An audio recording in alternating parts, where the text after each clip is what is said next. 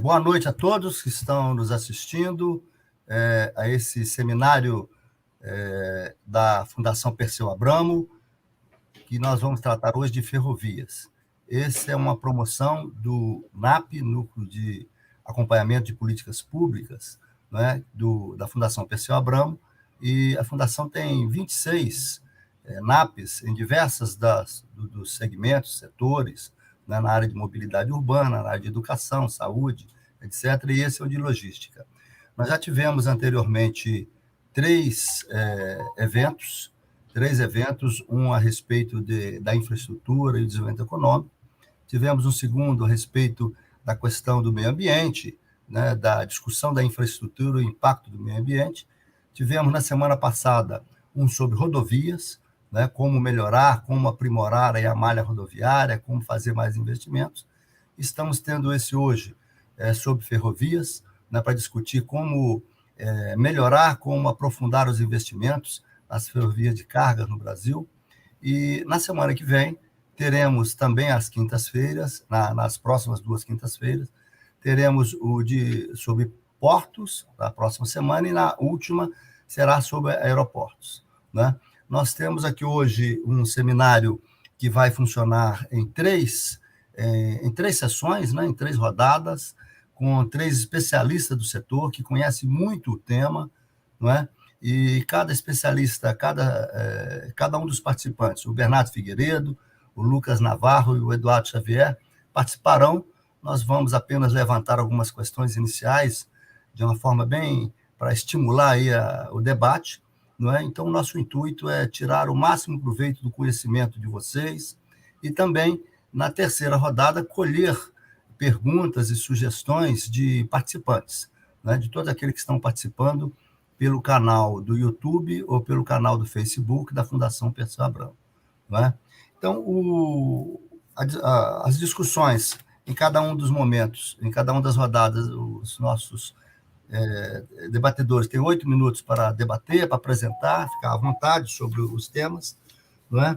E eu acho que o tema que nós vamos discutir hoje é de extrema relevância para o Brasil, né? E o objetivo também aqui é colher sugestões dentro de um plano de reconstrução que foi feito pela Fundação Perseu Abramo no ano passado, né? E para colher mais sugestões para que a gente possa incrementar essas propostas que foram elaboradas e que está à disposição de toda a sociedade, né? Um plano de reconstrução e desenvolvimento do Brasil, né? Então, só para iniciar nesse primeiro momento, eu vou só colocar alguns pontos aí, vocês ficam à vontade, viu, Bernardo, Lucas e Xavier. Bom, é o seguinte, a questão das ferrovias, pedir a vocês para olhar um pouco a questão de um diagnóstico que vocês têm, né, da realidade que nós temos hoje no Brasil, né? Como é que, a partir das concessões realizadas no governo Fernando Henrique, como que expandiu a malha ferroviária, quais as alternativas para reativar esses trechos, e queria também, se vocês puderem, fazer alguma referência sobre essas renovações antecipadas que ocorreram já em algumas das ferrovias, e tem algumas outras em discussão, não é? O segundo bloco seria sobre o marco regulatório. Tem um PLS 261 que está em debate no Senado, tem um barulho aí dizendo que o Ministério da Infraestrutura vai apresentar uma medida provisória para formalizar a questão das autorizações, não é? E aproveitando essa discussão do novo marco regulatório, que entenderam em ampliar o PLS, vocês também abordarem sobre quais são as críticas que vocês têm. O Bernardo foi diretor da NTT, e você, Xavier e Navarro, também tem muita experiência nesse ponto. Seria bom que vocês falassem, e também qual é a opinião de vocês sobre a Valec, né? O que vocês acham, qual é o espaço que teria para a Valec. Um terceiro ponto seria a respeito da relação entre os geradores de carga e os concessionários. A discussão do direito de passagem e até mesmo a questão do operador ferroviário independente, que, segundo algumas críticas, ele está ficando à margem um pouco do projeto do 261. E, por último, um outro bloco de questões seria a respeito de como é que vocês estão vendo essa discussão de várias alternativas para os corredores logísticos no Brasil, especialmente para o Centro-Oeste, né? Você tem aí proposta da FIOL, da FICO, da Ferrogrãos, ampliação da Ferronorte e também de outros corredores, né, tanto para o Sudeste e Sul como para o Nordeste. Então, era esse um apanhado geral. Eu vou passar inicialmente para o Bernardo Figueiredo. O Bernardo é um especialista há mais de 4 décadas que trabalha com transportes, né, na área de logística, na área de mobilidade. Ele foi diretor-geral da NTT, foi presidente da empresa de planejamento e logística no governo Dilma e hoje trabalha com consultorias, com várias orientações a respeito desse tema. Então, eu passo a palavra para o Bernardo e depois, na sequência, para a gente ouvir os outros 2 especialistas. Era isso, passo com a palavra, Bernardo. Bom, boa noite, Guilherme, boa noite, Xavier, boa noite, Lucas. É um prazer estar participando desse evento, desse seminário. Eu acho que a questão de ferrovia é uma questão que precisa ser debatida, a gente precisa julgar luz sobre ela, né? Eu acho que hoje a gente trabalha um pouco no obscurantismo com relação à ferrovia, né? Porque tem muitos interesses e a gente não discute a solução mais global que contemple todos os interesses e harmonize esses interesses. Seguindo aí o roteiro que o Guilherme colocou, assim, a ferrovia ela começou uma nova fase no governo Fernando Henrique. Até então, ela era uma ferrovia estatal que tinha os problemas das estatais, não tinha orçamento, ela tinha um déficit anual de cerca de 200 milhões de dólares na época, e fazia um atendimento absolutamente precário do mercado brasileiro, né?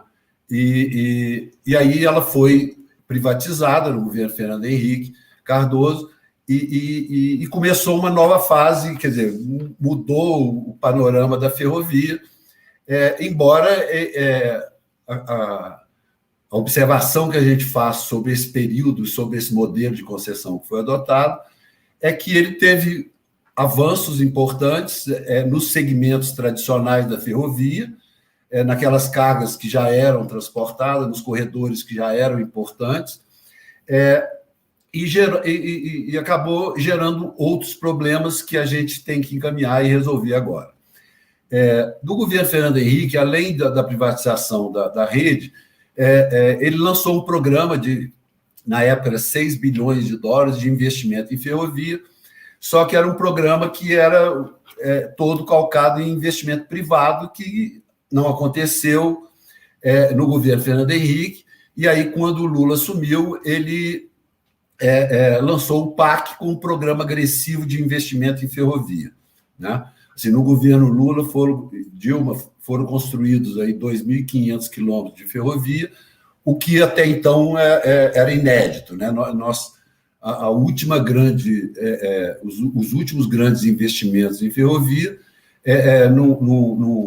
se somar Carajás, Ferrovia do Aço e a Ferronorte, né? Hoje rumo norte, rumo Malha Norte, eles não faziam 1.500 quilômetros de ferrovia.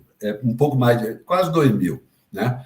Então, nesse período do governo, foi feito 2.500 quilômetros de ferrovia. Depois, no governo Dilma, bom, nessa época, o modelo foi fazer construção pública, a Valec construiu esses 2.500, teve ainda uma tentativa de fazer investimentos pela iniciativa privada, fundamentalmente a Transnordestina e a expansão da Ferronorte até Rondonópolis, e desses dois apenas a expansão da Ferronorte aconteceu, a Transnordestina está aí patinando até hoje. Então, assim, talvez isso desmistifique um pouco aquela questão de que a iniciativa privada faz tudo, o governo federal não faz, assim, não é isso. Não é isso que faz as coisas acontecer ou deixar de acontecer, né? Não é o fato de ser privado ou ser público. É o fato de ter a determinação de fazer, e a iniciativa privada só faz aquilo que é rentável e que é viável para ela fazer, né? Então, isso ficou muito claro nesse período. No governo Dilma, se fez uma opção para fazer uma parceria mais agressiva com a iniciativa privada. A grande questão da ferrovia na época, do investimento ferroviário, era a questão dos riscos de mercado que a ferrovia envolve. Quer dizer, é um investimento muito grande, com risco de mercado muito grande também. Então, no governo Dilma, se optou por fazer a mitigação do risco de demanda. Quer dizer, o governo garantia a demanda e isso era uma forma de atrair investidores que, assim, tipo os chineses, os japoneses, todos os investidores estrangeiros, eles não tinham apetite para tomar risco de mercado. E os investidores brasileiros não tinham interesse em fazer esse investimento também. O único que manifestou interesse foi, lá no caso da Transnordestina, mas que era com forte apoio público. A Transnordestina tinha recurso do Fundo Nacional, Fundo de Desenvolvimento Nordeste, tinha recurso de renúncia fiscal, né? Então, assim, não existe eu não conheço experiência internacional, nem nacional, em que a iniciativa privada fez ferrovia por sua conta e risco, né? Eu não conheço nenhum caso desse em nenhum lugar do mundo. Pelo contrário, em todos os países, a ferrovia foi construída ou pelo Estado ou com forte participação do Estado, né? No nascer da ferrovia, se tinha engenharias financeiras para a iniciativa privada investir em ferrovia, que era renúncia fiscal, garantia de rentabilidade, doação de terras na faixa de domínio da ferrovia, né? Que o Estado garantia para a iniciativa privada como forma de alavancar o investimento, né?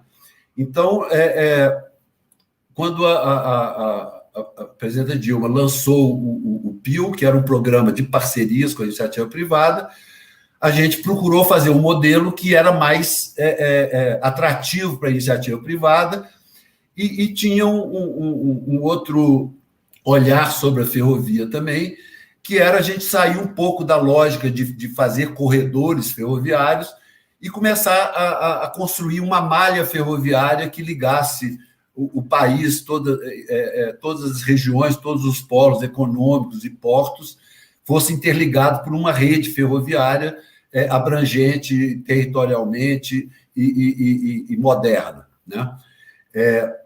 Nessa época, o modelo ele foi muito criticado, muito mal compreendido, e muito...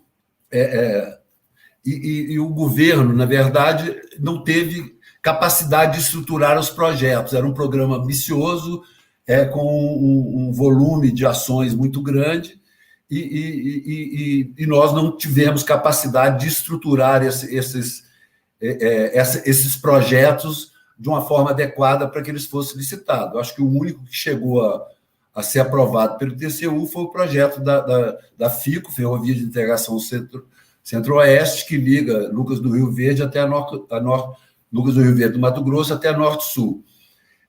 E nenhum outro projeto conseguiu ser estruturado.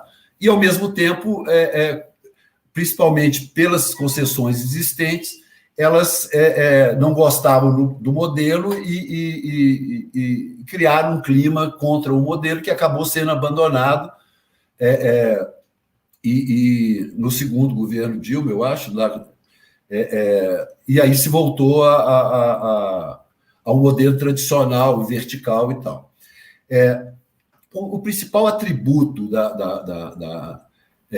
assim, a principal qualificação do programa, do PIL, do programa que a presidenta Dilma lançou, era ter a noção exata do que era necessário fazer para a ferrovia. Quer dizer, nós tínhamos um déficit de investimento, de uma forma geral, de cerca de 1 bilhão, e hoje deve ser o dobro, o triplo disso, se você considerar o que o país precisa, né? E um fator que foi muito explorado negativamente na questão do modelo aberto foi a questão da Valec, da participação da Valec como agente administrador dessas concessões, do risco de demanda e tal.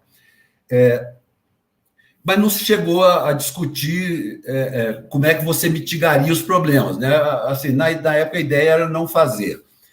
E aí ficou muito clara a questão assim, nós não conseguiremos fazer um programa agressivo de investimento em ferrovia no modelo tradicional de que a iniciativa privada vai fazer o investimento e vai ganhar dinheiro com isso, e isso vai ser atrativo. Isso não vai funcionar, isso não funcionou, não funciona, né? E eu acho que a gente tem que ter assim, a gente tem que ter essa visão de que a participação do Estado, eu acho que é importante a participação da iniciativa privada, acho que ela agrega valor, ela agrega capital, ela ajuda no investimento, mas ela não é capaz de fazer isso sozinho. Então, o Estado sempre vai ter que ter uma forte participação. O modelo que foi adotado no governo Lula foi o modelo de construir a infraestrutura e depois fazer a concessão da infraestrutura pronta para a iniciativa privada. E foi um modelo muito bem sucedido, porque se fez o primeiro trecho de Palmas até encontrar com a ferrovia de Carajás, se fez a concessão, e depois se construiu o restante da Norte-Sul até emendar com a ferrovia paulista, e também foi feita a concessão agora, recentemente, e foi um sucesso. Se você pegar o subsídio que teve público para esses investimentos, foi um subsídio da ordem de 60%, 70%. Se você pegar o custo da construção da ferrovia e o que o governo recuperou na concessão privada, o governo participou com cerca de 70%. Que é um nível que o mercado está balizando como um nível que ele aceita e que a coisa fica de pé, né? Depois, quando entrou o governo Temer, a gente veio num processo de fazer menos do mesmo, né? Então, assim, eram basicamente os mesmos projetos, só que menos ambicioso, menos audacioso, E aí entrou um componente que eu acho que é importante a gente estar olhando ele hoje, que é você abandonar um pouco a lógica pública do investimento. Quer dizer, qualquer investimento em infraestrutura é bom, é necessário, é o prioritário, quer dizer, aquilo que atrai a iniciativa privada é o melhor investimento, é o investimento que o país precisa, né? Então, hoje, a gente passou a adotar fortemente esse conceito de que o investimento é privado, o Estado não vai entrar no investimento, e aí você fica consultando qual projeto que tem interesse para a iniciativa privada fazer, né? E abandona a visão pública sobre a infraestrutura. Quer dizer, eu deixo de pensar no que o país precisa e passo a pensar o que tem interesse, o que o capital tem interesse de fazer. Eu não tenho nada contra fazer o que o capital tem interesse de fazer, mas eu acho que a gente não pode abandonar a visão do interesse público do investimento, que eu estou fazendo uma infraestrutura para o país, né? E aí, com esse enfoque, se concentrou todo o investimento ferroviário em corredores de exportação, basicamente, né? Hoje, todos os projetos que estão no pipeline do governo hoje são projetos de corredores de exportação, de levar carga do interior para os portos. E a mesma carga, minério e granel agrícola, né? Nós vimos na greve do caminhoneiro a grande crise que aconteceu, decorrente da greve, foi faltar produto no supermercado, foi faltar combustível nos postos de abastecimento. Então, assim, em que essa infraestrutura de corredor substitui o rodoviário no atendimento a essas cargas? Zero. O próximo de zero, né? Então assim, a gente está fazendo ferrovia em nome de resolver e de diminuir a dependência que nós temos do transporte rodoviário, mas, na verdade, o que está sendo feito não encaminha essa ruptura da dependência, né? Um investimento necessário, é bom, é interessante, os corredores de exportação aumentam a nossa competitividade, são investimentos importantes, que tem investidores. A Vale duplicou a linha dela sozinha, sem pedir ajuda para ninguém. Mas é um corredor que transporta 200 milhões de toneladas, né? A Rumo agora se propõe a expandir por conta própria a ferrovia até Lucas do Rio Verde. Mas ali ela tem uma base anterior, que é de de São Paulo até Rondonópolis, que são mais de 1.000 quilômetros, que estão prontos e que ajuda a alavancar esse investimento. Ele entra marginal no negócio da Rumo. Quer dizer, ele expande, aumenta a competitividade, mas ela tem um lastro para fazer esse investimento. Assim, assumindo que ela tem realmente disposição de fazer isso, né?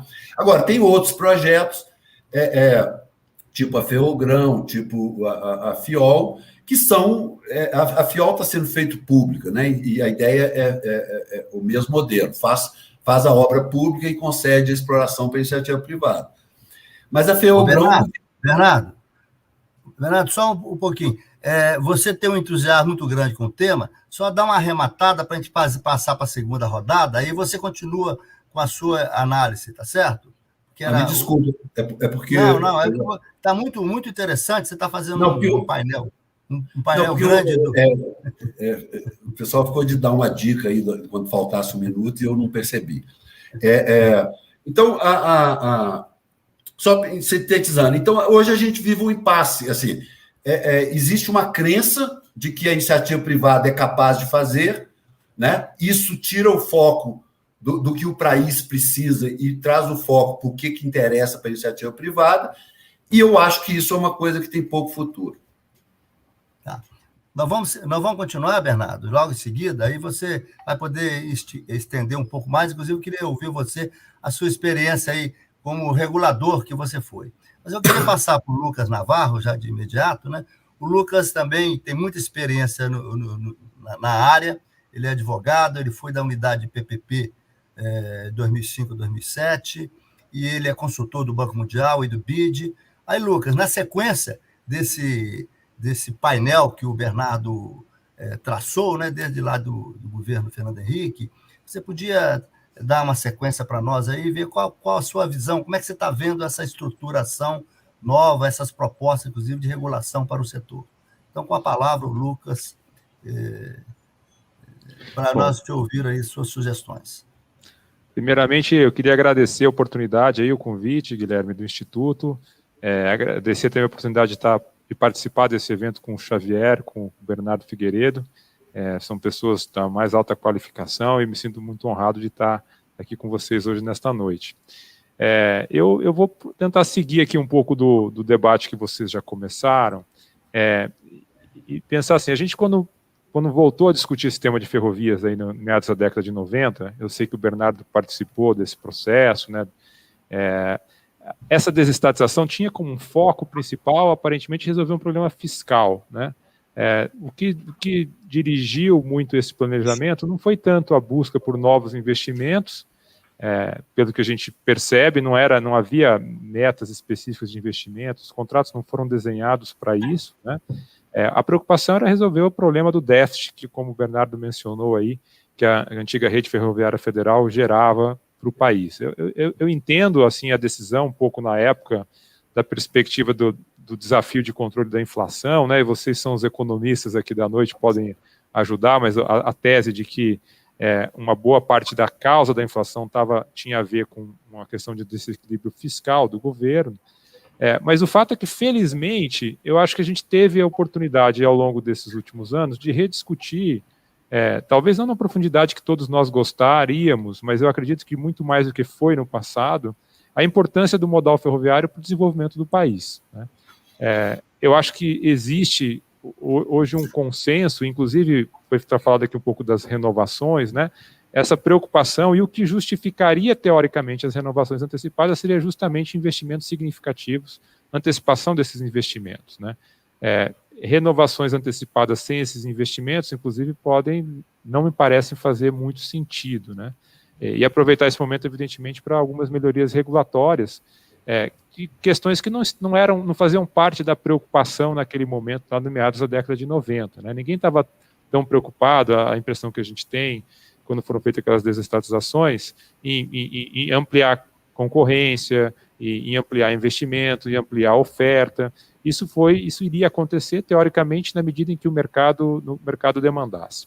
Eu concordo, assim, em grande medida com o que o Bernardo falou, essa fixação de que a iniciativa privada resolve tudo sozinha, é uma simplificação que não é realidade, né? Eu acho que se a gente for olhar mesmo a experiência americana, né, nos Estados Unidos, e aí a gente falando de diversos modais, né, existem muitos ativos nos Estados Unidos que são operados por empresas, digamos assim, ou entidades públicas, entidades governamentais e que funcionam bem, de aeroporto a rodovia, né?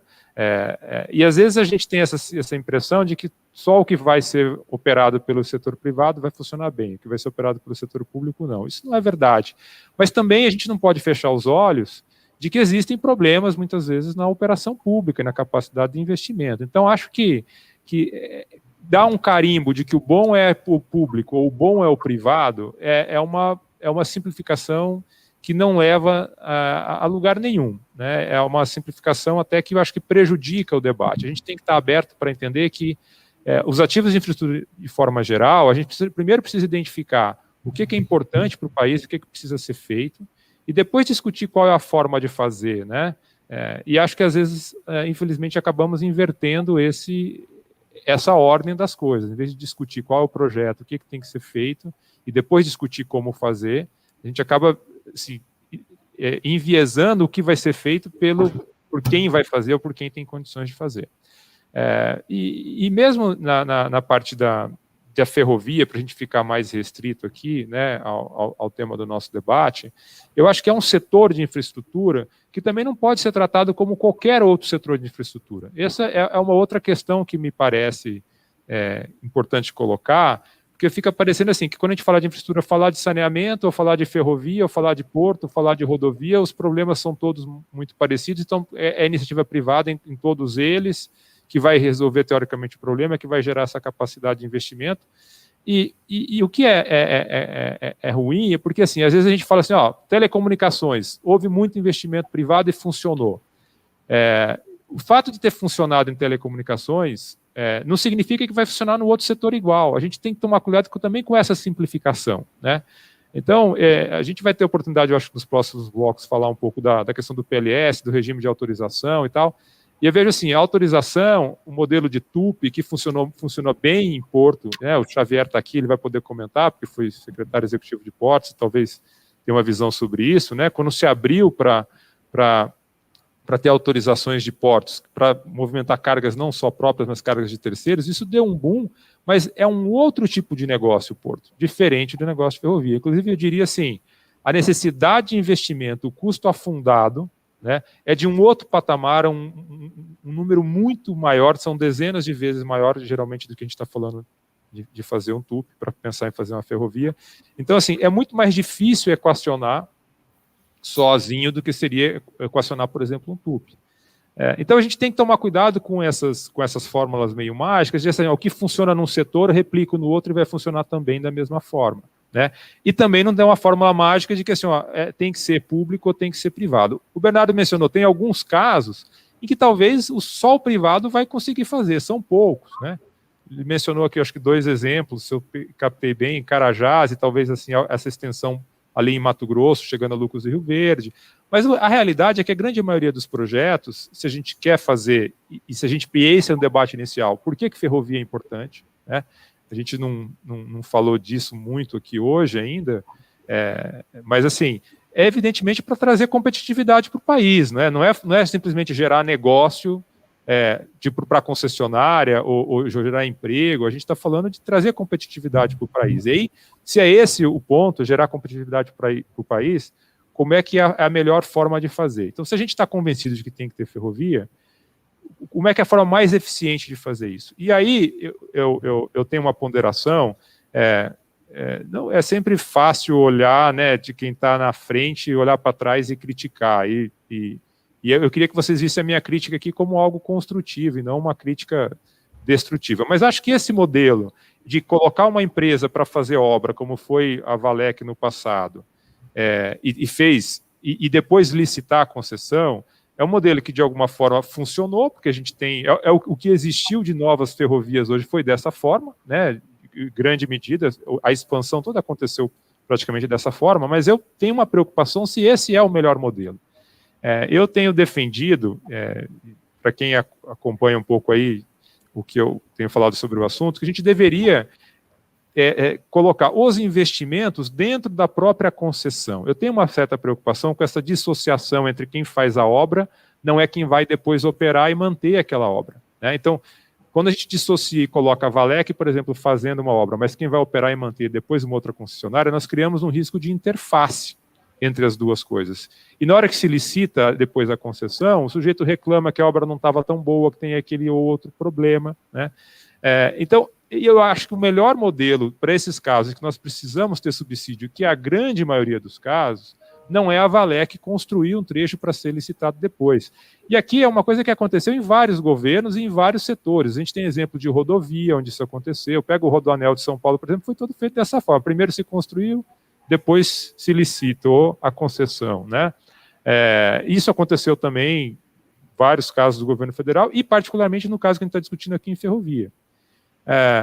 A gente replica um pouco desse modelo quando a gente faz nas renovações antecipadas, colocar lá, por exemplo, a Vale para fazer um trecho, eventualmente agora a FCA para fazer um trecho, e entregar para um outro operador que vai operar.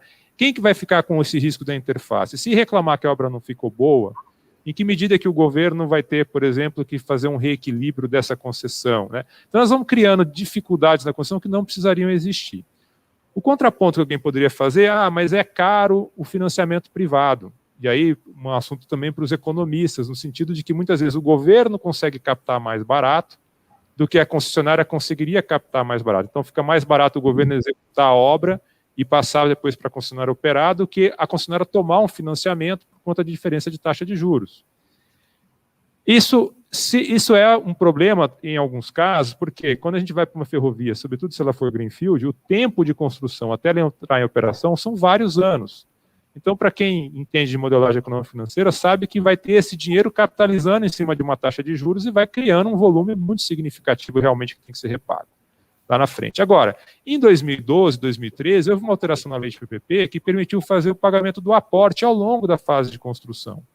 Então, esse problema financeiro que a gente tinha do custo de muitas vezes da concessionária ser alto, o custo de carregamento da dívida dela em relação ao custo do governo, ele está, em princípio, resolvido. O governo poderia pagar via aporte e nessas obras dentro da concessionária e dar o subsídio dessa forma, de uma forma eficiente e que garante esse alinhamento de incentivos, onde quem constrói é também quem opera e quem mantém o ativo. Isso, para mim, é muito importante em termos de quando a gente vai conversar com o Banco Mundial, com o BID, com todo mundo aí fora, né, também, é uma prática internacional de tentar alinhar quem constrói com quem vai manter e operar também, para não dissociar. Eu não entendo muito por que o governo não faz isso. Só tem hoje uma razão, e que é uma razão, com o devido respeito, assim, não é a melhor razão. A única razão que eu vejo hoje é o seguinte: por conta da PEC que foi aprovada lá e do limite de teto de gastos, e não tem uma exceção para a infraestrutura, quando o governo gasta, isso conta dentro do limite que o governo pode tá obrigado a gastar, está limitado a gastar, né? Se ele faz o investimento, por exemplo, lá com a Vale diretamente na prorrogação antecipada, isso teoricamente não está contando dentro do limite. E aí talvez isso crie um incentivo para permitir que nas prorrogações antecipadas isso seja feito pelas outras concessionárias. Mas o ideal não seria isso. O ideal seria que essas concessionárias repassassem o dinheiro, a gente colocasse isso dentro de uma PPP, modelasse e licitasse todo o bloco conjunto, e não ficasse fazendo picadinhos para depois entregar para uma concessionária operar e manter. Acho que isso seria uma evolução importante. E a gente tem visto, assim, às vezes um discurso que me parece também um pouco ingênuo, de querer dizer assim para as pessoas, estamos fazendo só concessão comum, o governo não está subsidiando, então essa é só concessão comum, não é PPP, né, porque não está colocando dinheiro. O que não é bem verdade. Quando o governo constrói trechos significativos e depois licita, ele está subsidiando de uma outra forma. Então, essa coisa de esconder o subsídio, não reconhecer abertamente que precisa do subsídio para viabilizar o ativo, também me parece algo um pouco até imaturo. Quer dizer, a gente deveria estar num nível de discussão que qual é a melhor forma, a forma mais eficiente de colocar esse subsídio, né? E não tentar dizer assim, não, nossa primeira opção é privatizar, depois fazer concessão e depois fazer PPP, como se PPP fosse o pior modelo. Em alguns casos ele pode ser o melhor modelo, e eu acho que nesses casos onde ele implica subsídio, eu não tenho dúvida que ele provavelmente tende a ser um dos melhores modelos, né, nesse sentido, né? Então, eu não sei, eu acho que esse aqui é um pouco de uma introdução, né, Guilherme? Eu também não posso explorar muito tempo, mas é essa provocação da gente, a gente não ter preconceito em relação aos modelos, a gente não pode ter preconceito em relação à privatização, em relação à desestatização via concessão, ou em relação à desestatização via PPP. Existem modelos que vão funcionar bem, público, né? Às vezes, né, a gente viu agora, por exemplo, eu não sei se vocês têm acompanhado isso aí, Bernardo Xavier, o ministro de transportes na Inglaterra, no Reino Unido, lançou um novo plano para fazer revisitar o modelo deles, mas olhando muito para passageiros, né? E houve uma crítica de que haveria talvez uma nacionalização, mas já estamos falando na Inglaterra também, berço do capitalismo, né? Onde há essa discussão, olha, tem uma parte aqui que precisa puxar eventualmente e aí, sobretudo, em alguns ativos que são compartilhados com N outros operadores, esses ativos compartilhados eventualmente podem ensejar a necessidade de ter uma gestão pública sobre eles, né? Então, assim, discutir sem preconceitos. Ô Navarro, você vai ter oportunidade de dar sequência, inclusive, para dar exemplo dessa questão internacional, né? Como a gente tem 3 rodadas, a gente vai aproveitar bastante a sua experiência também. Mas vamos tentar aproveitar aí para a gente colher, inclusive, perguntas da terceira rodada. Seria importante que aqueles que estão acompanhando aqui pelo YouTube, pelo Facebook, se tiverem disposição aí, se tiverem interesse, poderiam fazer algumas questões para aproveitar os 3 especialistas. Eu passo de imediato aí, e se tiver uma ideia que precisa ser complementada, se você tem a segunda rodada aí, entendeu? O Navarro e Bernardo.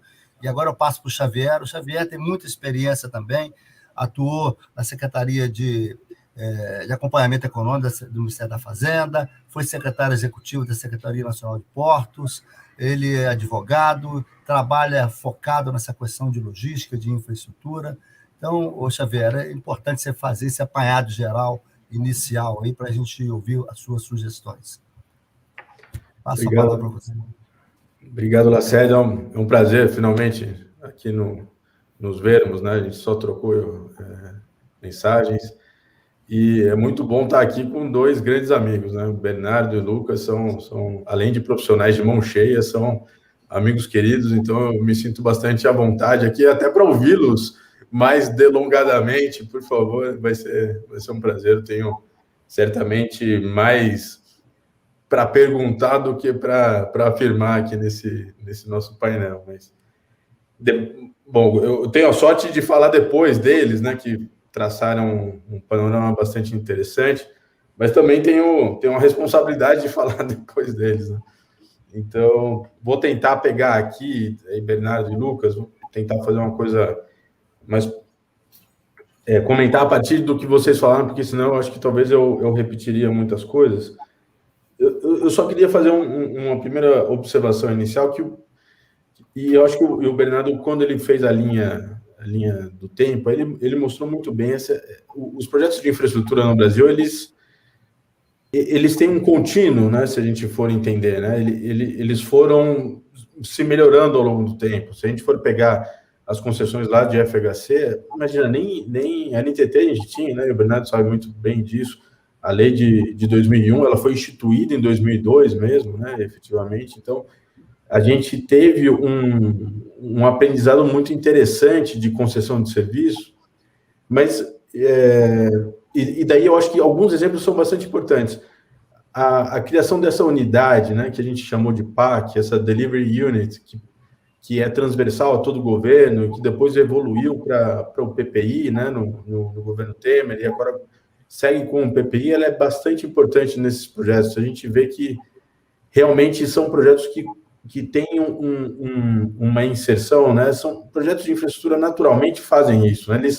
Eles rasgam ali o tecido, então eles têm uma interface muito grande com outras N dimensões da realidade.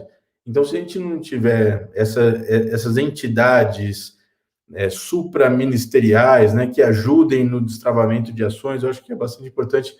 Então, mostrar isso na evolução do tempo também é muito legal, né? Além de mostrar que a regulação do setor evoluiu, é como o governo encara esses projetos também evoluiu bastante. Eu acho que algumas coisas que foram bem feitas, elas seguem até hoje. O Bernardo falou, a gente teve as construções pela Valec, que foram feitas as subconcessões, né? A FIOL começou lá atrás, a Norte-Sul também, mas a gente conseguiu, ao longo do tempo, ir melhorando essa atuação do Estado, e eu acho que, se a gente for ver, e daí principalmente a NTT de hoje, né, com a NTT inicial, a gente vê que tem grandes ganhos, né, e aquelas sementes todas que foram plantadas lá atrás estão frutificando de uma forma bastante interessante. É lógico, e daí eu vou voltar para o ponto de debate aqui, na minha visão, a gente não tem uma solução única para tudo, né? Mesmo lá atrás, quando a gente começa essa revisitação do panorama ferroviário no Brasil, vamos pegar ali o corte a partir de FHC, que a gente tem pelo menos 3 modelos diferentes, né? A gente teve a desestatização da Refesa, que daí teve essa pluralidade de concessões associadas com arrendamento e com a formação da Refesa como uma empresa em extinção, essa massa falida, que deu uma dor de cabeça bem grande, principalmente em relação ao mapeamento de ativos, etc. Então, você tem um set de contratos que nasce daí, da privatização da Refesa. Você tem esses 2 contratos impressionantes da Vale, né, que nascem da privatização da Vale, que foi uma venda de ativos, e até por isso que esses 2 contratos da Vale não têm esses contratos de arrendamento que as outras, que são filhas da Refesa, têm. E você tem também um terceiro caso, que foi a Ferronorte, que foi uma licitação completamente diferente de técnica e preço, com a possibilidade de expansão gigante da malha, né, que ligava de Cuiabá a Porto Velho, Cuiabá a Santarém, com essa oportunidade de você fazer esses trilhos novos, que acabaram não sendo feitos, e como o Bernardo colocou, teve uma troca de malhas ali, eles devolveram alguns trechos, conseguiram expandir até Rondonópolis, etc. E são concessões de 90 anos na primeira perna, com possibilidade de mais 90. Imagina, a gente está falando de 180 anos de concessão, né? Pegando a potencialidade desse contrato, é coisa pra caramba, né? Então, o que eu acho, e eu acho que a última provocação do Lucas foi justamente nesse sentido. Eu acho difícil a gente ter uma única ferramenta que vai ser a panaceia. Ela vai resolver todo o nosso problema ferroviário assim, né? Eu acho que a participação estatal, como todos falaram aqui, ela é muito importante. Por quê? Porque são projetos altamente intensivos em capital. É muito difícil você ter projetos dessa magnitude sem uma participação efetiva do poder público. E a gente vê isso. E o Lucas estava começando a falar aí na questão internacional dos passageiros. A própria Inglaterra, ali na conexão ali do trem de alta velocidade, né, de Londres a Paris, chegou a fazer essa estatização, né? Ela construiu, passou para a iniciativa privada, depois voltou a ser um domínio público. Então, é natural você ter essa dimensão e essa participação, esse controle do poder público nesses ativos que são essenciais, né, para a formação ali e estruturação do desenvolvimento sustentável do país. É como o Lucas falou, se a gente for olhar na dimensão carga, a gente está falando de competitividade das commodities nacionais, certo? Por que a Vale tem esse contrato de ferrovia e tem também os terminais portuários? São elos de uma cadeia de escoamento de uma commodity que ela rivaliza ali com players mundiais que querem vender para os mesmos agentes, notadamente a China, e só para ter um exemplo, tem os australianos ali que estão embaixo da China que a gente precisa competir com eles, né? Então, nessa dimensão de carga, tem efetivamente essa dimensão de competitividade. Como são projetos altamente intensivos em capital, tem efetivamente essa externalidade de geração de emprego e renda. Você não mantém essas estruturas, né, essas infraestruturas complexas com mão de obra leve, né? Então, é bastante interessante você ter, dentro do nosso país, uma caixa de ferramentas plural, né? E daí é nesse ponto, eu acho que, pegando a provocação do Lucas, que nas próximas rodadas a gente pode falar, por exemplo, do PLS 261, por que não colocar mais uma ferramenta, né? O Lucas falou da autorização, a autorização talvez não funcione tão bem quanto o porto, talvez seja uma realidade, mas talvez funcione. como ele falou, será que naquele caso específico que a gente for modelar, não vale a gente ter uma pluralidade de ferramentas para entender qual que é a melhor que mais bem vai se adequar ao caso concreto? Então, eu vou aqui, Lacerda, vou deixar o debate correr um pouco mais solto aqui com esses nossos mestres aqui, e daí volto ainda para dar mais uma cutucada aí, já que o tempo dessa primeira rodada acho que está se esgotando. Você foi o mais disciplinado, hein? Não, mas você vai voltar logo em seguida. Não que os outros tenham sido indisciplinados, porque a gente não avisou na hora certa. Mas é o seguinte, agora eu passo de novo para o Navarro, dentro da nossa organização aqui, né, viu? Você podia dar sequência agora que você colocou, ô Lucas. É o seguinte, eu queria te estimular, ver se você poderia tratar um pouco da questão dos trechos que estão sendo entregues, estão sendo devolvidos nas concessões antecipadas, entendeu? E essa discussão da short line, você acha que tem alternativa para fazer algumas autorizações desses trechos que se articulam com as concessões das linhas tronco, né? Qual é a sua opinião sobre isso aí? Também, nessa questão aí, eu queria que o Bernardo também já fosse pensando o que ele pode nos ajudar nessa questão aí desses trechos que estão sendo entregues por serem ociosos. E é muita coisa, né? Então, com a palavra, Lucas. Bom, obrigado novamente. Assim, esse é um desafio, eu diria assim, histórico, né, desses últimos anos, que acho que muita gente tem pensado sobre isso, reconhece o problema e uma dificuldade de encontrar e encaminhar uma solução, né. Acho que tanto o governo, quanto as concessionárias, quanto a sociedade civil, olham para, assim, se a gente pegar o que era a malha que existia e teoricamente operacional da rede ferroviária federal, o que é hoje, ela, em muitos trechos, né, não são operacionais mais. Às vezes, alguns chamam os trechos abandonados, ou esses trechos que teoricamente não teriam mais viabilidade econômica. Essa discussão da viabilidade econômica, ela eventualmente pode não ser viável para a concessionária, pode ser viável para algum outro operador. Eu acho que a aposta do governo e de algumas outras pessoas que estão discutindo o assunto é de que não é viável para a concessionária, mas algum outro operador pode se interessar. E aí, para quem está nos ouvindo aqui para entender, só um pouco dessa complexidade, o que acontece? Hoje, por decorrência concessional, né, as ferrovias, elas são de titularidade estatal, ela é considerada um serviço público, via de regra, que ela só pode ser operada por um terceiro, né, um privado, se ela tiver uma delegação da entidade pública para esse terceiro. Essa delegação, constitucionalmente, usualmente ela acontece por meio de um contrato de concessão, e a Constituição diz que sempre precedida de licitação, né?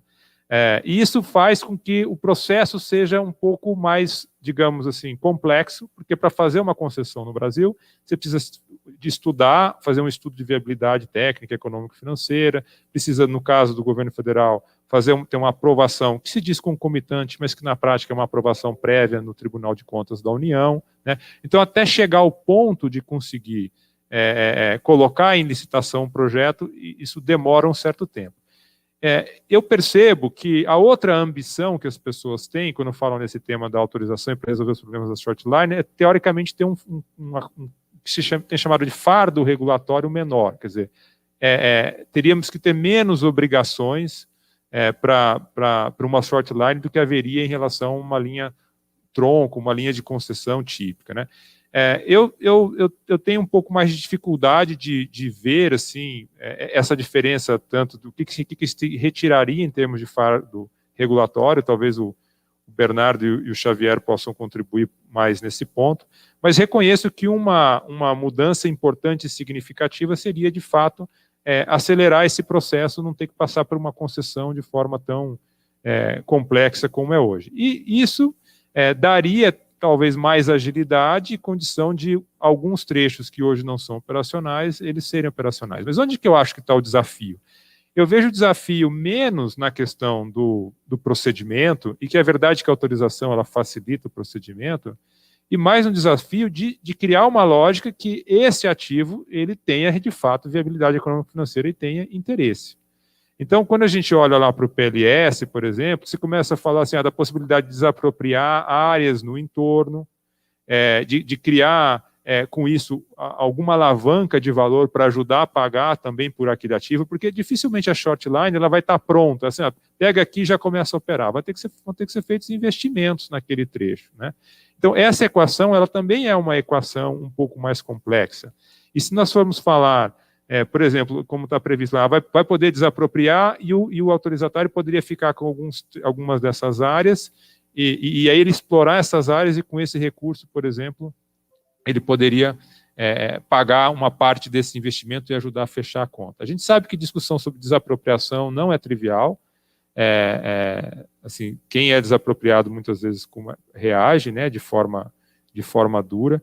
Então, eu vejo que assim, há uma perspectiva positiva. Acho que pode dar certo realmente em alguns casos, ramais de funcionar com essas short lines, mas eu não acho que vai ser da forma como às vezes as pessoas dizem assim, olha, vai aprovar a autorização e todos esses trechos abandonados, ou a grande maioria deles, eles vão automaticamente passar para um regime de autorização. Porque há uma discussão anterior a isso, que é realmente da viabilidade econômica e financeira desses trechos, né?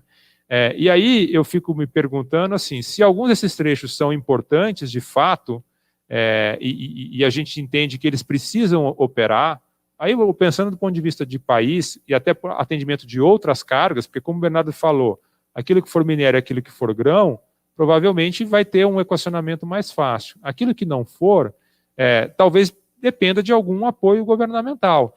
E aí, se for fazer a short line e precisar de um apoio governamental, como é que isso vai funcionar? Na autorização, não vai poder colocar dinheiro estatal, né? Isso não seria permitido dentro do modelo de autorização. Então, não ajuda a fechar essa ponta da viabilidade econômica e financeira. A ponta teria que ser em áreas, digamos assim, na possibilidade dessa desapropriação no entorno e aproveitar. Sobretudo naqueles trechos que estão mais próximos de áreas urbanas, onde pode ter uma grande valorização e pode ter uma rentabilidade nisso daí. Isso vai ser algo, eu diria assim, relativamente novo para essa geração. Acho que a gente já viu investimentos ferroviários no passado serem pagos com essa lógica de terra, uma lógica imobiliária. No mais recente, não. Como é que a população, como é que as pessoas, a sociedade vai admitir esse modelo? Eu não sei se isso vai passar com uma certa tranquilidade ou não. Mas, enfim, então eu acho que assim, é uma perspectiva positiva e tem esse desafio, porque nem sempre vai ser viável econômico-financeiro. Talvez o governo ainda tenha que apoiar e aí o modelo não vai ser o mais adequado. Segundo, essas short lines vão conectar com alguma outra concessão, provavelmente já existente. Então, aí a gente tem a discussão regulatória do direito de passagem, né? Ou não, elas vão simplesmente entregar a carga e a concessionária que vai levar. Essa relação, uma relação do direito de passagem, você mencionou, né, Guilherme, no início da nossa conversa também, eu acho que houve uma evolução muito grande em relação ao que era nesse tema, mas eu sinto que às vezes as pessoas ainda têm preocupação com isso, né? Se de fato elas vão ter o direito, por exemplo, um autorizatário que tem uma short line de eventualmente trafegar numa linha de concessão, né? Não me parece que isso está óbvio que vai ter esse direito e como é que vai funcionar. Então tem aí uma questão também para ser tratada, essa questão regulatória do direito de passagem em relação ao autorizatário e à concessionária, né? Eu acho que esses são os dois principais pontos que eu falaria sobre esse assunto, né? O Xavier também acho que tem estudado muito esse tema de autorização. A gente tem outras preocupações, né? Já tive a oportunidade de discutir com ele sobre segurança jurídica, de ter como é que isso vai ser aprovado, de longo prazo, se isso pode ser extinto a qualquer momento ou não, quais seriam as proteções que teria para o autorizatário, porque são investimentos muito representativos também, né? E que ele precisaria de algum tipo de garantia para fazer esses investimentos. Eu confesso para vocês assim, que eu tenho mais expectativa de poder utilizar esses trechos para transporte de passageiros em centros urbanos do que propriamente para carga. Mas é apenas um sentimento, eu não tenho nenhum estudo mais profundo sobre isso para afirmar.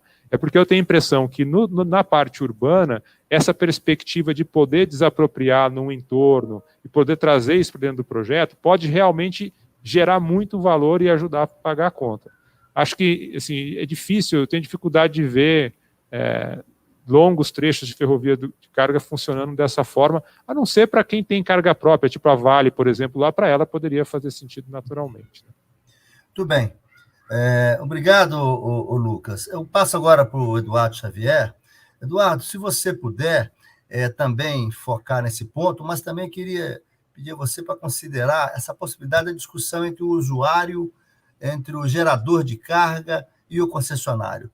É uma dificuldade, como é que a gente poderia conseguir um alinhamento de interesses maior? Né? Nós sabemos que acaba dominando os grandes operadores, né, de carga, o que tem as maiores rentabilidades, né, como o Bernardo lembrou, em termos de minérios e em termos de soja, principalmente. Né? Como é que você poderia olhar essa questão para nós, junto também com essa questão de recuperação de trechos ociosos? E eu queria apenas, antes de passar para você, lembrar mais uma vez para todos que estão nos acompanhando, que tem uma possibilidade de fazer questões para a terceira rodada agora, se vocês quiserem, é só escrever no chat e levantar algumas questões para a gente passar para os 3 participantes. Com a palavra, Eduardo. Obrigado, Lacerda. Voltar um pouquinho aqui na discussão dos trechos antieconômicos, né, ou os trechos que não funcionam ou não são viáveis dentro da concessão, como o Lucas falou, né, sempre é bom você parametrizar, né, não é viável em relação ao quê, né, como que a gente estuda e analisa essas coisas. Eu acho interessante, até foi debatido uma proposta, salvo engano, para ser incorporada dentro da regulamentação da NTT, ou até no PLS 261, não lembro exatamente, mas é que colocar... Bom, de toda forma, a devolução de trechos, ela existe, né, no ordenamento tranquilamente, desde o RTE, né, desde o decreto, então, assim, isso é pacífico dentro da Constituição, até porque a gente está tratando do conceito de malha, né? Então, essa redução e esse aumento, ou seja, tanto a construção de ramais como a devolução de trechos, eu acho que ela é muito natural nesse conceito de concessão de malha. Isso para mim, não traz nada de diferente do que a gente tem hoje na regulamentação e pacificado já na inteligência do setor.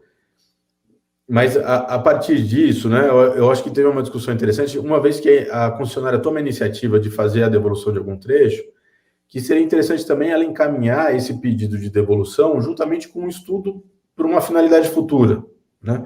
E daí esse estudo ele poderia tanto ver se ainda existe alguma finalidade dentro do setor ferroviário e de novo, né, como eu falei, esses empreendimentos de infraestrutura, eles têm umas interfaces que a gente não imagina inicialmente, né, quando a gente está tratando de uma finalidade principal ali, por exemplo, como escoamento de carga. Que nem o Lucas falou, será que esses trilhos eles servem ainda no setor ferroviário, mas em outra dimensão? Será que ele pode ser um trecho ferroviário de turismo, por exemplo? Ele tem esse apelo? Ele pode ser um trecho ferroviário por um outro operador, para esse operador aí que o Bernardo criou lá do OFF. Esse OFF, ele pode, dentro de uma equação econômica financeira que ele coloca, ele tem uma gestão da carga, né?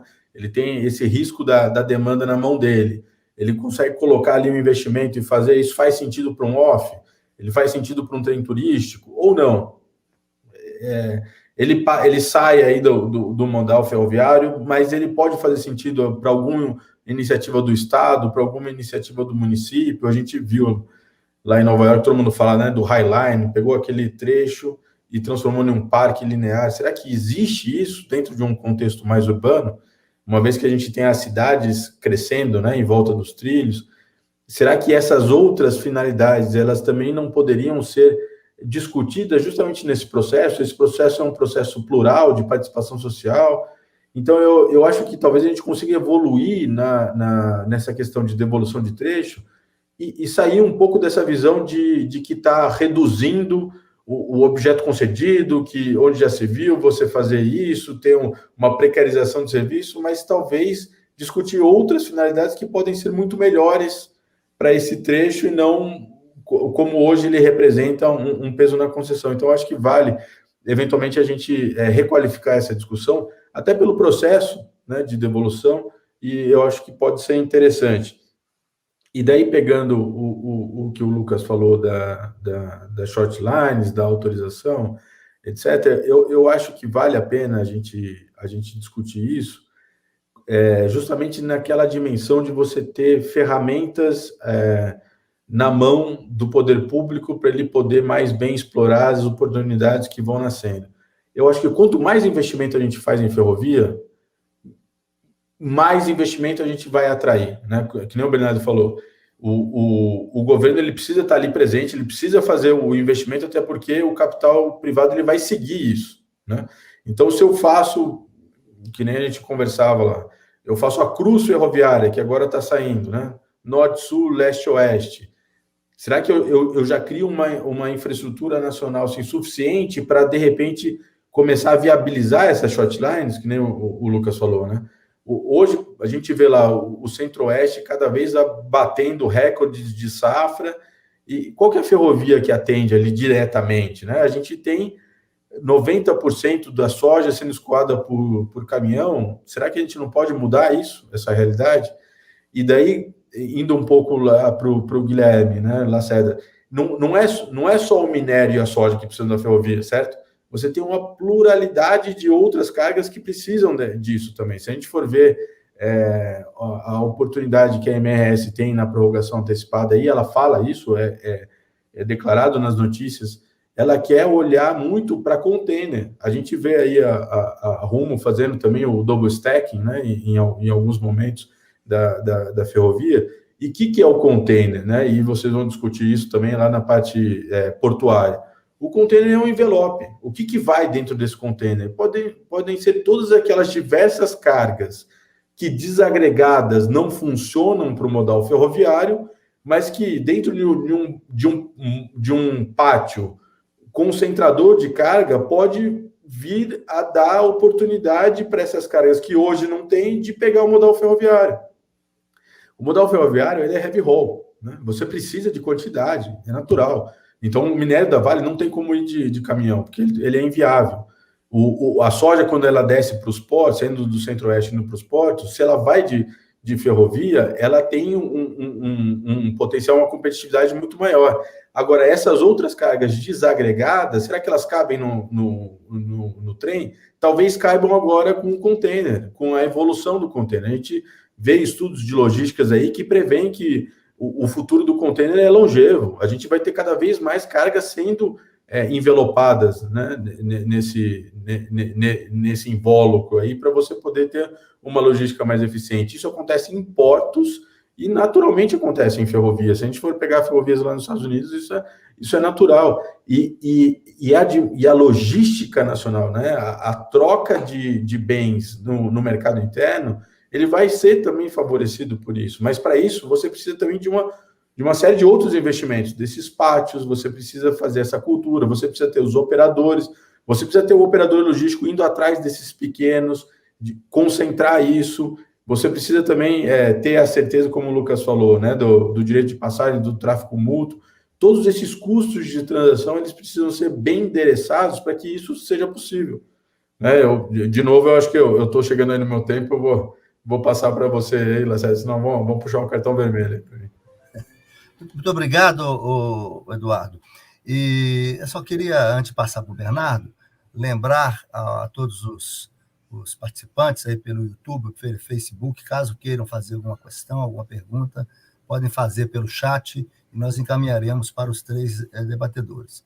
Eu passo de imediato para o Bernardo, né, que já tinha feito um apanhado inicial. O Bernardo, com a sua grande experiência, sua vivência aí de várias décadas, você podia também fazer uma reflexão aí para nós a respeito dessa questão de vários geradores de carga que têm dificuldade para colocar suas cargas, né? Porque muitas vezes você tem cargas próprias mais rentáveis. E na linha do que você tinha levantado antes daquele painel, como é que você vê também essa questão das renovações antecipadas e da devolução de trechos ociosos? Então, com a palavra o Bernardo.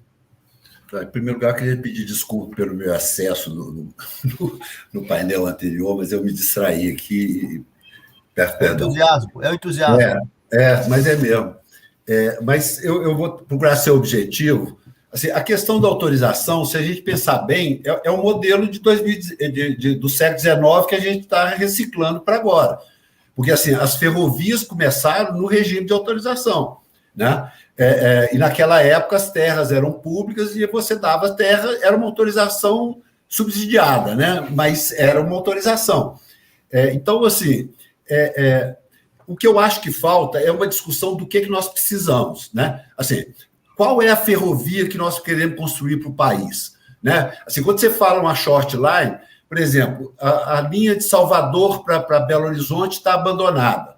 Isso é uma short line?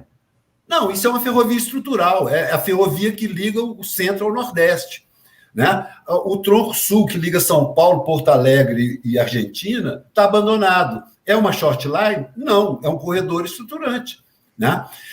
Então, eu acho que tem, assim, quando a gente não sabe o rumo que a gente quer, qualquer coisa é boa e qualquer coisa pode ser ruim, né? Eu acho que a gente precisa ter um alinhamento de onde a gente quer chegar, porque aí a gente vai ver qual é o melhor instrumento, o que é mais eficiente, o que funciona, o que não funciona. Então, eu acho que falta essa discussão. Então, a questão dos trechos abandonados, eu acho que tem que separar o que é estruturante e o que está abandonado porque concorre com a outra linha que o concessionário privilegia e o que está abandonado porque não tem nenhuma lógica. E quem sabe se o trecho é inviável ou não, se ele se presta a ser uma ferrovia ou não, é o poder público, não é a concessionária. A concessionária pode dizer assim, eu não tenho interesse em ter na minha malha esse trecho.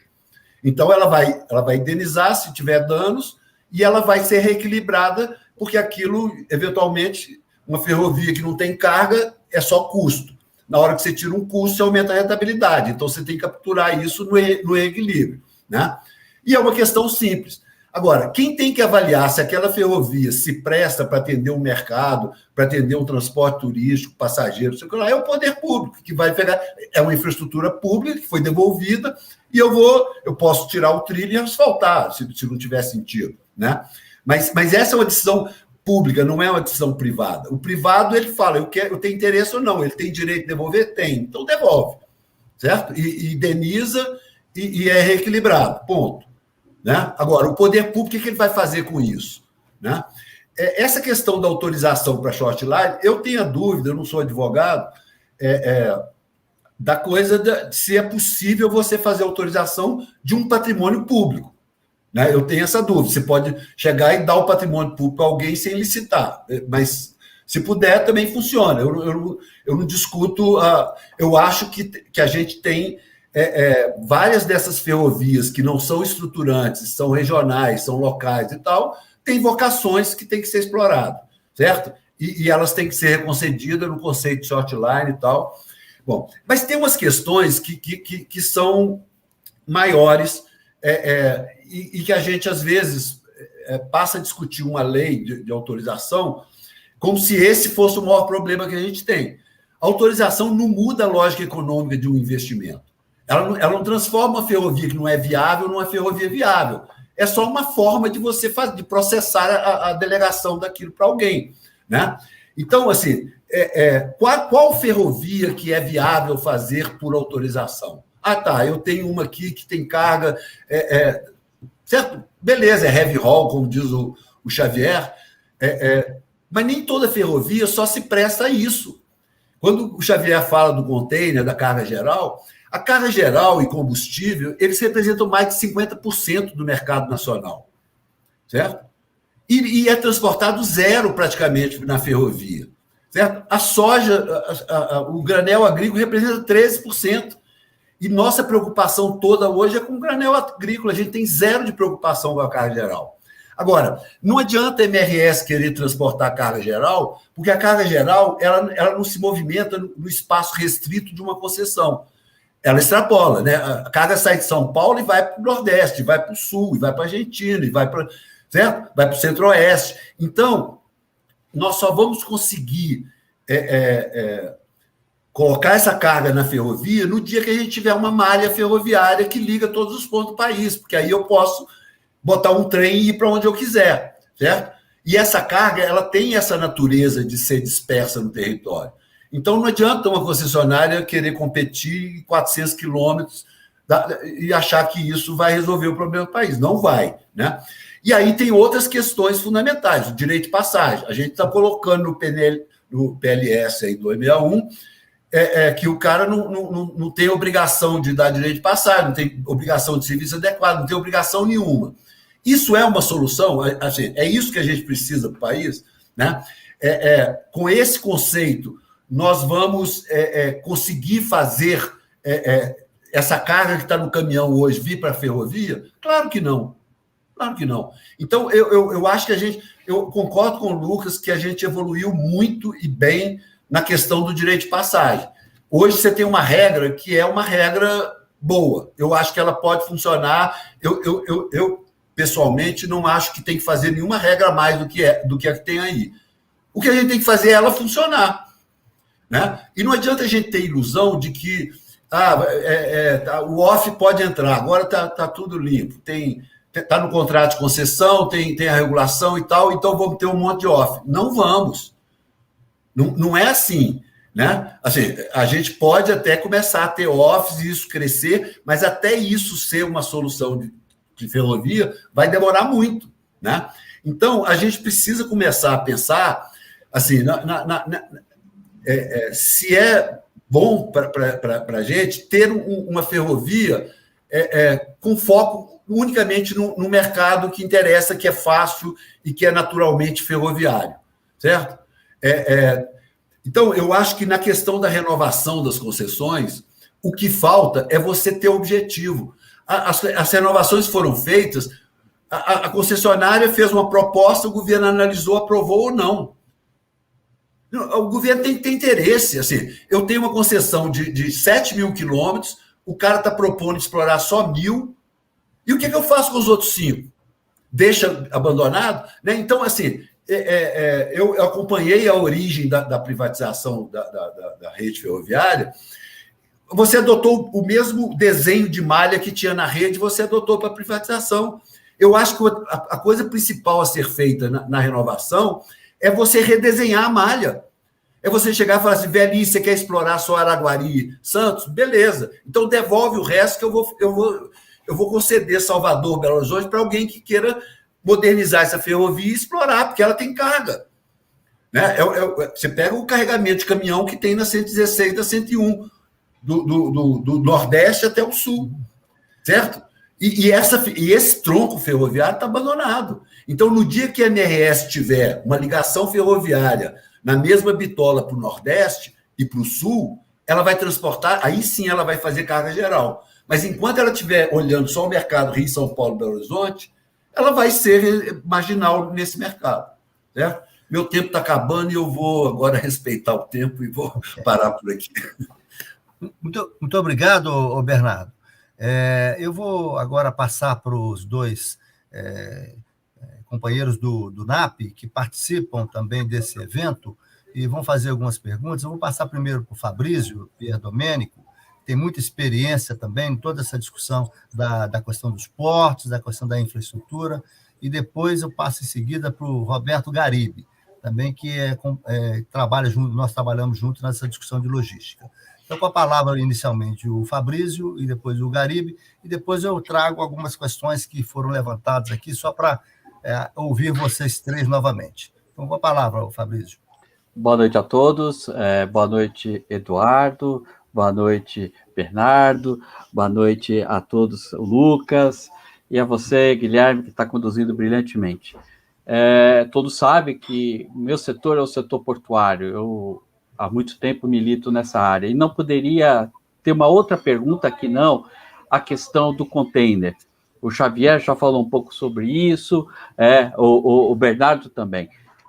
Só para dar números, o Brasil movimentou em média aí nos últimos 2 anos, 10 milhões de TEUs. Como bem disse o Xavier, vem crescendo a containerização, inclusive temos cases já de açúcar em container, soja em container e minério de ferro em container. Pois bem, desses 10 milhões de container, apenas 5% disso é transportado por ferrovia. Bernardo já pincelou um pouco isso, mas veja só, falta muito. Falta muito para que a gente possa ter um sistema ferroviário que possa trazer esse container para essa ferrovia. Container é alto valor, carga de alto valor agregado.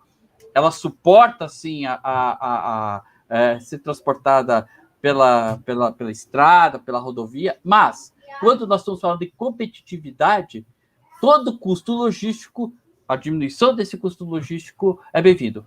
Então, novamente, eu queria que vocês aprofundassem um pouco sobre isso. O que eu preciso fazer, o que dá para se fazer em termos de regulação, em termos de concessões, em termos de short lines, o que é possível fazer para se ter o container na ferrovia. Muito obrigado. Obrigado, o Fabrício. Garibe, qual é a sua questão? Boa noite a todos, especialmente ao Xavier, que eu não pude cumprimentar anteriormente. Eu aprendi muito aqui com as colocações de todos. Eu não sou um especialista, assim, também como o Fabrício na ferrovia. Mas a minha pergunta vai no sentido, assim, da provocação final que o Bernardo fez e também que o Fabrício fez também, sobre a questão da carga geral, né? Bom, nós estamos num NAP da Fundação Perseu Abramo, nós estamos discutindo um plano de reconstrução do Brasil, a infraestrutura é uma parte desse plano de reconstrução, e eu queria que vocês se colocassem no papel do decisor, né, que vai sentar futuramente na cadeira presidencial, né, depois da debacle que nós estamos vivendo no país. Certamente será uma pessoa que terá interesse no país, vamos dizer assim. Isso já será suficiente para as coisas melhorarem, creio eu. Nesse sentido, nós vemos assim, que tem dois setores que poderiam ser fundamentais para você melhorar a produtividade do país, né? Nós sabemos que a infraestrutura, ela tem, no Brasil especialmente, uma capacidade muito grande, se você compara com os países mais maduros, de conseguir ampliar essa produtividade, ou seja, os efeitos transformadores do R$1 investido no Brasil são superiores do que em economias mais maduras, né? Portanto, a infraestrutura ela é fundamental dentro desse plano de reconstrução. Mas acho que tem duas áreas que precisariam ser olhadas com muito cuidado, que é a indústria e os grandes centros urbanos, né? Nossa indústria está indo a pique, né? Os grandes centros urbanos, nós cessamos nos últimos 6 anos, qualquer investimento estruturador nessas áreas. Esse gestor, eu entendi, assim, todas as colocações de vocês, quer dizer, o Estado é fundamental, ou seja, os escassos bilhões que teremos no futuro para um plano de investimento em infraestrutura vão ter que ser compartilhados com outros modais, com outras prioridades, né? Portanto, eu acho que esse gestor ele vai precisar dizer o seguinte: olha, se estou vendo a indústria, estou vendo os centros urbanos da maneira que estão, e eu pretendo alocar recursos na infraestrutura, eu quero saber assim de vocês, a ferrovia, o modal ferroviário, ele teria capacidade de trazer impulsos de produtividade para a indústria e para os centros urbanos? Ele seria o modal apropriado? E dentro da modelagem toda que vocês discutiram, né, cada um aqui, de alguma forma, deu um pitaco assim, sobre o que está sendo feito, o que seria melhor ou não, mas, no geral, assim, disseram assim, não importa muito o modelo, a gente precisa olhar qual é o problema, né? Se vocês colocaram assim, o problema é você ter uma estratégia, né? Então, eu quero dizer o seguinte, sendo a estratégia você trazer produtividade, trazer carga para os grandes centros urbanos, trazer maior produtividade para a indústria, esse modal ferroviário, ele tem a capacidade de trazer isso, e essa modelagem que nós estamos discutindo aqui, ela está apropriada para isso, para a gente melhorar a carga geral, para melhorar a produtividade nesses dois setores que seriam rumo de um plano de reconstrução? Ok, obrigado, Garibe. Como a gente está com o tempo bem apertado, para a gente manter aí o tempo que foi permitido, dado para nós, tem várias questões que foram levantadas, eu só vou colocar de uma maneira bem objetiva para vocês o seguinte: a Maria do Socorro Soares, ela faz uma crítica muito ampla a toda essa discussão que está sendo feita das autorizações e do novo marco regulatório, e ela traz uma questão que é a seguinte: enquanto donos de carga forem o próprio concessionário, não haverá serviço público, entendeu? E a outra questão, que já foi até tangenciado por vocês, aí o Lucas também fez uma referência a isso, e agora o Garibe, a respeito das cidades. Quando você desativa um trecho, penaliza a cidade, penaliza regiões, e eu acho que isso era importante também para vocês abordarem. Então, nós estamos na rodada final. Queria agora pedir ao Xavier que começasse, viu, Xavier, com a palavra para você fazer um arremate e terminar aí a sua intervenção, colhendo todas aí as sugestões que nós conseguimos produzir aí, e agradeço muito a sua participação, tá? Foi muito útil para nós aí. Com a palavra, o Xavier. Obrigado, e obrigado aos amigos que nos juntam aqui, o Fabrício e o Garibe. Garibe, bastante tempo que eu não te vejo, o Fabrício também, companheiro aí de luta portuária, né, Fabrício? O Garibe é companheiro de várias dores, né? Não precisa nem listar aqui, porque senão a gente começa a chorar. Mas vou tentar pegar um pouco a provocação aí final, sem qualquer pretensão de responder a tudo, né? Mas eu acho que a gente vai caminhando para uma discussão bastante interessante, que eu acho que a gente teve lá quando a gente começou a discutir o Plano Nacional de Logística, né? O Plano Nacional de Logística Integrada. A gente deixou de falar de infraestrutura e começou a falar de logística, né? Eu acho que talvez a gente comece a dar esse passo agora, nessa parte final aqui do debate. Infelizmente, o tempo é curto, né? A gente poderia ficar mais tempo falando sobre isso. Antes a gente estava falando um pouco de modelagem de infraestrutura, né? Como que a gente faz para expandir infraestrutura, etc. Agora a gente começa a olhar mais para a atividade. Como que a gente faz que essa infraestrutura funcione para a gente, né? Então agora vamos falar de logística. Eu acho que para isso é essencial esse passo que a gente deu lá atrás, de tentar parar de olhar as diversas caixinhas. Antes a gente tinha um plano nacional portuário, um plano de logística terrestre, os planos de aeroportos. Agora tudo se funde. Eu acho que a gente fala de Plano Nacional de Logística, e é uma ideia que continua, né? A EPL lá de trás começa a ter um pouco dessa participação, de fazer esse planejamento mesmo, mas eu acho que certamente a gente precisa dar passos mais largos nessa direção. E daí, pegando um pouco da provocação do Garibe, eu lembro que, né, em algumas reuniões que a gente teve em São Paulo, Garibe, eu acho que até o Estado de São Paulo chegou a mostrar um arco metropolitano, colocando pátios de transbordo de carga, né, ou esses pátios concentradores, para fazer um anel ferroviário. E isso conversa muito com o que o Bernardo falou. Só a concessão ferroviária, né, se a gente for pegar desenhado na malha sudeste, ou na malha sul, ou na malha norte, ela não vai fazer essa dinâmica logística. A gente vai precisar dos operadores logísticos, que é um pouco o que eu estava colocando ali no final, né? A gente precisa dessas pessoas olhando o ponto a ponto.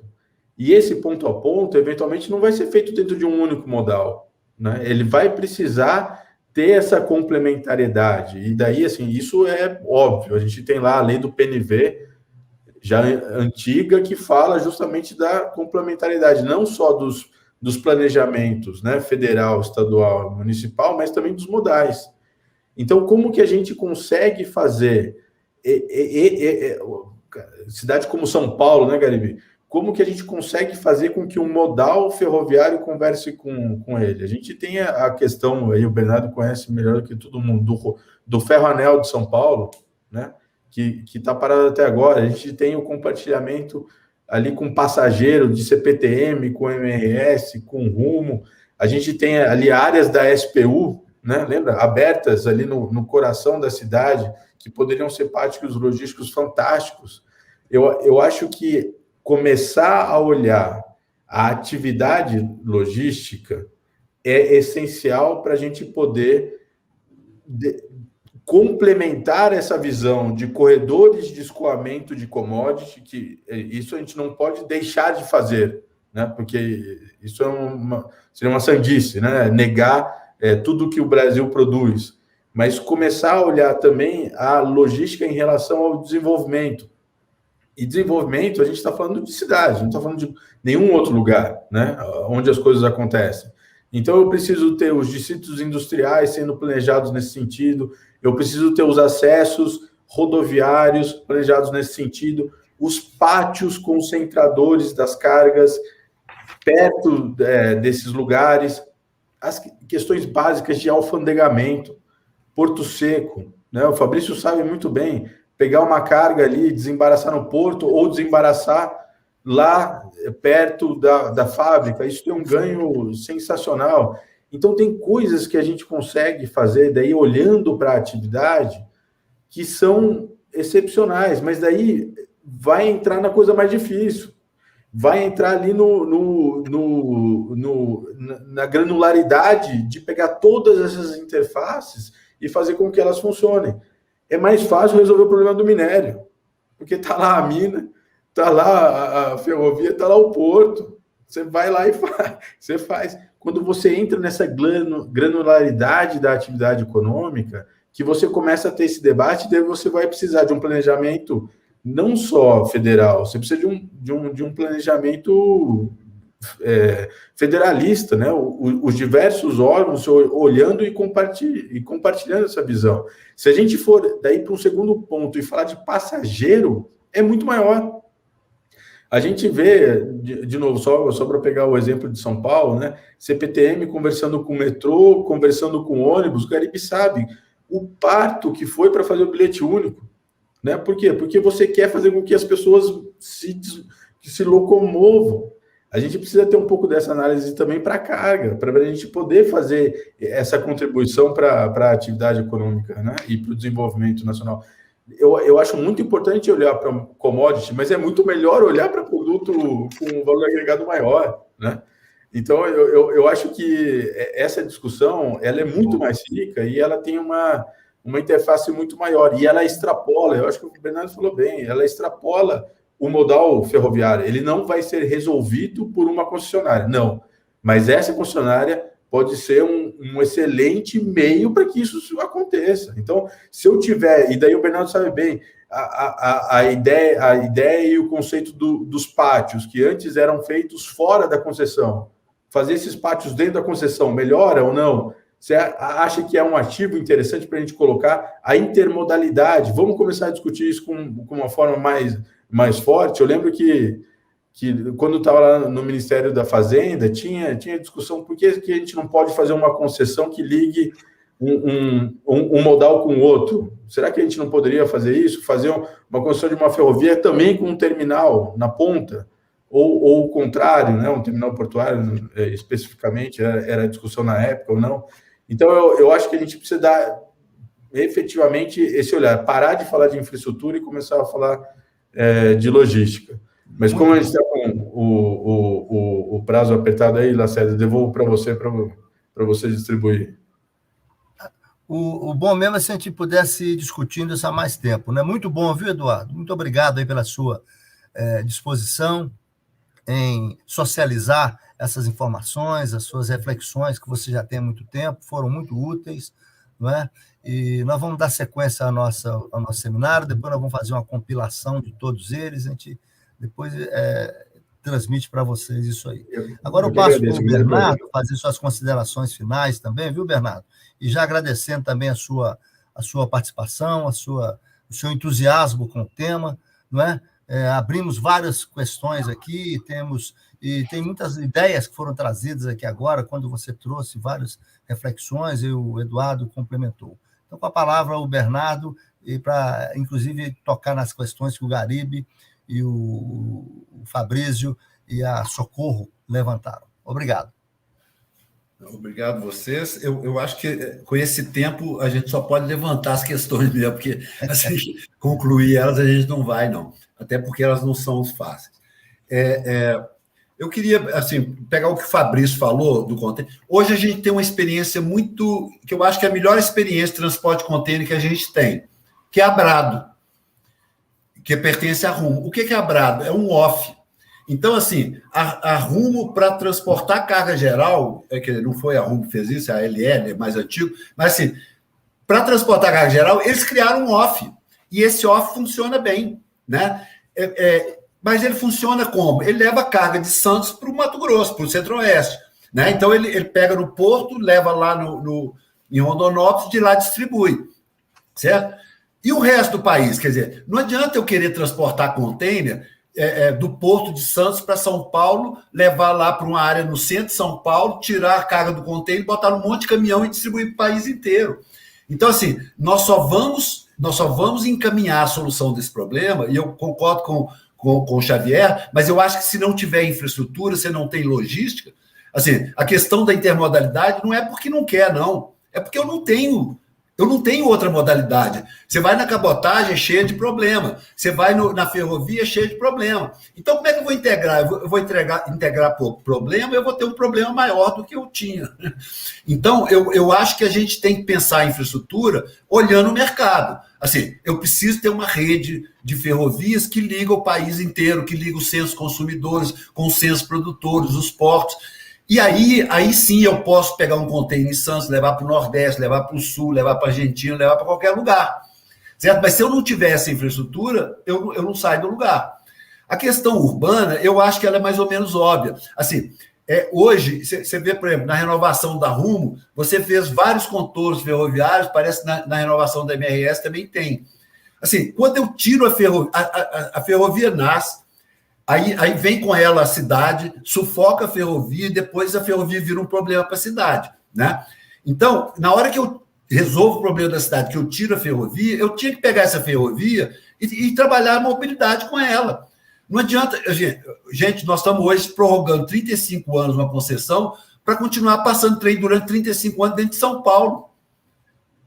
Será que isso não compromete a mobilidade dentro de São Paulo? Será que isso é adequado? Né? Você ter a travessia... Assim, São Paulo tudo passa por São Paulo, sai de São Paulo. Assim, não tem sentido esse negócio, a ferrovia está compartilhando, porque é ineficiente para os dois, tanto para o transporte de passageiro quanto para o transporte de carga. Então, assim, nós tínhamos que ter uma visão do que a gente quer resolver. Né? Com relação à questão da Socorro, ela fala da questão urbana também, e a questão dos donos de carga. Eu acho que os donos de carga têm que criar a sua solução mesmo e transportar e tal. O que eu acho é que não pode ser restrito a isso. Nós temos que ter um modelo operacional em que, se eu tenho um Abrado e ela quer pegar uma carga em São Paulo e levar lá para Recife, ela pode circular em todas as malhas e ir para lá. Como também se os transportadores rodoviários, que são, na verdade, quem conhece o mercado e quem atende o mercado de carga geral, eles têm que ser estimulados a virar operador ferroviário, como os empresários de ônibus têm que virar operadores multimodais, né? Operar trens também, por que não? Né? Então, eu acho que a questão do dono da carga, ele também é um elemento de viabilização, ele é um lastro da ferrovia, ele é que viabiliza aquela infraestrutura está ali. Então, nada contra. O que não pode é ficar restrito a isso. Então, nós temos que abrir esse mercado, e eu acho que a base regulatória para isso já está dada. A gente precisa de que as pessoas acreditem nas instituições, acredite que a gente vai fazer, que a NTT vai fazer valer as regras que ela aprovou, que colocou no contrato, né? E eu acho que fundamental é uma coisa que também não se discute. Aliás, a NTT agora vai colocar em audiência pública. É a questão do serviço adequado. Assim, qualquer um que operar, seja monopolista, seja off, seja qualquer um, ele tem que ter a obrigação de ter um padrão de serviço que ele presta. Assim, quanto mais monopolista é a atividade, mais regulada ela tem que ser. Certo? Então, hoje, assim, nós estamos fazendo renovação de concessão, projetando que nós vamos chegar no final do século XXI com uma ferrovia no padrão do meio do século XX. Eu estou passando de velocidade de 15 para 17, para 20 quilômetros, quando no mundo inteiro o trem, tem um trem de contêiner que sai de Hamburgo, vai até Pequim, ele cruza 6 países e anda numa velocidade comercial, que é aquela contas paradas, tudo, de 40 km por hora.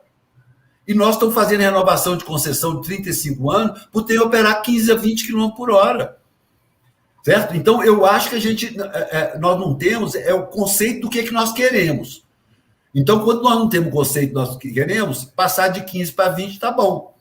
Mas se eu quero ser competitivo, se eu quero atrair carga geral, se eu quero resolver, eu tenho que passar de 15 para 60. Certo? É isso. Então, a renovação, nós estamos jogando fora um instrumento poderoso que é a renovação. É melhor do que a autorização. Eu não preciso nem fazer uma outra, já tem a concessão, é só repactuar aquilo ali. Mas, no entanto, eu não estou gerando ganho para aquilo, eu não estou redesenhando a malha, eu estou mantendo os trechos abandonados dentro da concessão. Certo? Então, eu acho que falta conceito, falta objetivo. E com relação ao transporte urbano, que eu acho, assim, se nós não investirmos em transporte sobre trilho nos centros urbanos, nós vamos ter um colapso atrás do outro da infraestrutura. Né? E eu acho que a infraestrutura ferroviária que já existe nos centros urbanos hoje, elas têm que ser aproveitadas para isso. Né? Não sei se eu passei meu tempo aqui, mas... Passou não. Colocar. Passou não, o Bernardo. Muito obrigado, viu, Bernardo, pelo seu entusiasmo. Eu vou ver se a gente cria outras oportunidades também para ouvi-lo novamente. Eu acho que tem várias ideias que você trouxe aí, eu procurei anotar muita coisa aqui também. Acho que vale a pena a gente pensar sobre essas sugestões que você fez junto com o Xavier. E agora eu passo para o Lucas Navarro para fazer o seu arremate aí, seus comentários finais, e já agradecendo também a todos vocês aí. Como eu não vou voltar, eu só queria agradecer a oportunidade, é um prazer estar eu gosto de falar sobre isso, vocês devem ter reparado isso, mas estou à disposição e é um tema que eu tenho grande apreço. Obrigado. Muito legal. Aí, Lucas. Bom, eu vou tentar concluir rapidamente também, por conta do tempo, mas pegando um gancho no que o Xavier falou, do planejamento, né? Ele falou do planejamento integrado de logística. Eu acho que, se eu pudesse deixar uma mensagem final, seria a importância da gente valorizar e utilizar bem esses instrumentos de planejamento. Assim, o dinheiro é curto, o dinheiro não dá para fazer tudo o que a gente gostaria para fazer, e nós precisamos reconhecer que uma boa parte dessas infraestruturas não vão parar de pé sozinhas, só com dinheiro privado. O governo vai precisar ajudar e vai precisar dar um apoio. E isso é natural, não precisamos esconder isso, a gente tem que reconhecer isso com uma certa naturalidade. E o que eu vejo uma certa ausência é um debate de o que nós vamos priorizar. Né? Então, assim, é importante, temos que usar os instrumentos de planejamento para priorizar qual investimento que a gente vai colocar, dinheiro, onde que vai dar um retorno social, né, para o país mais rápido e onde que a gente vai conseguir melhorar a eficiência do gasto público. Eu acho que esse, para mim, é um debate que a gente precisa colocar e fazer, como é que nós vamos gastar melhor cada real na infraestrutura e buscar, né, sabendo que a infraestrutura no Brasil ela gera uma alavancagem muito grande aí de desenvolvimento econômico, cada real que a gente aplica, tentar buscar mecanismos que assegurem orçamentariamente recursos para aplicar no setor, né? Mas sabendo que não vai dar para fazer tudo o que nós gostaríamos de fazer. Infelizmente, é a nossa realidade, a gente precisa conviver. Né? Então, a mensagem final é essa, valorizar esses instrumentos de planejamento. A gente tem que olhar mais para isso e discutir priorização de projeto. Hoje, a sensação que eu tenho é que não há um debate assim, transparente sobre qual projeto que vai ser priorizado. Obrigado, Guilherme. Eu acho que é isso. Eu aproveito também para dar aí boa noite a todos e agradecer a participação. Muito obrigado, Lucas, pelos seus comentários finais, né?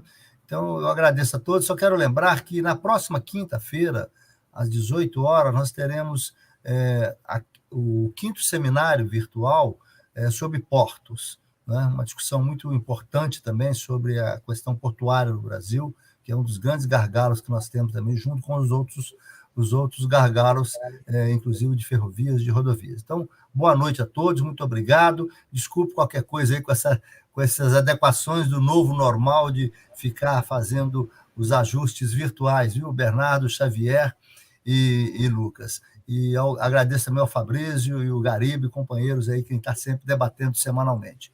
Boa noite a vocês todos. Muito obrigado àqueles que nos assistiram, que acompanharam aqui. Esse seminário vai estar disponível para as pessoas acompanharem depois, não é? Fazerem debates a partir dos temas que foram aqui colocados. Muito obrigado a todos. Boa noite. Obrigado. Boa noite. Boa noite. Prazer.